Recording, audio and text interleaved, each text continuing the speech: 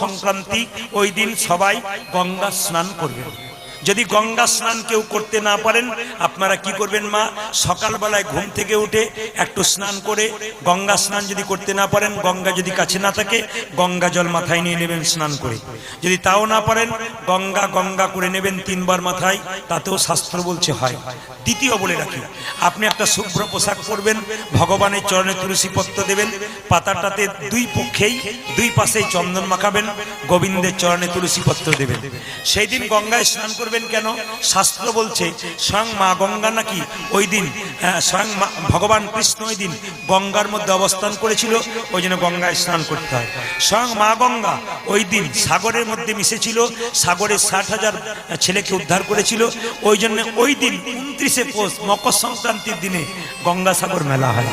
ওই জন্যই মেলাটা হয়, যেহেতু গঙ্গা সাগরে মিশেছিল।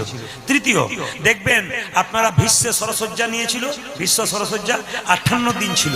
29শে পৌষ মকর সংক্রান্তির দিনে তিনি কিন্তু দেহ ত্যাগ করেছিলেন, ওই জন্য ওই দিনটা বিশেষ দিন। বলে রাখি মায়েরা, ওই দিন আপনারা কি করবেন, আপনাদের কাছে নিবেদন রইল, সবাই কীর্তন করবেন, ওই দিন বাড়িতে নিরামিষ করবেন। যদি 29শে পৌষ কেউ বাড়িতে নিরামিষ না করেন, সারা মাসটা আপনার বেকার গেল।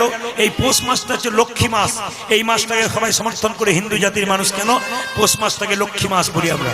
সবার কাছে নিবেদন রইল মায়েরা, আপনারা ভগবানের চরণে প্রদীপ দেখাবেন। সবাই তো জানেন ভগবানের চরণে প্রদীপ দেখাবেন, ঘিয়ের প্রদীপ কবার, 4 বার দেখাবেন, নাভিতে কবার দেখাবেন, 2 বার দেখাবেন, মুখমণ্ডলে কবার দেখাবেন, 3 বার দেখাবেন, গোটা শরীরে কবার দেখাবেন মা, 7 বার দেখাবেন।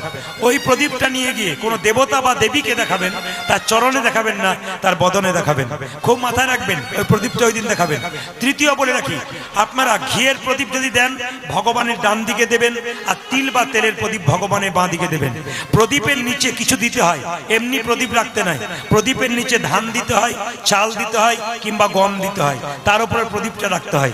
শুধু শুধু প্রদীপ রাখতে নাই। 29শে পৌষ আপনারা সবাই পালন করুন। সবার কাছে নিবেদন রইল, আপনাদের সকলের মঙ্গল হবে।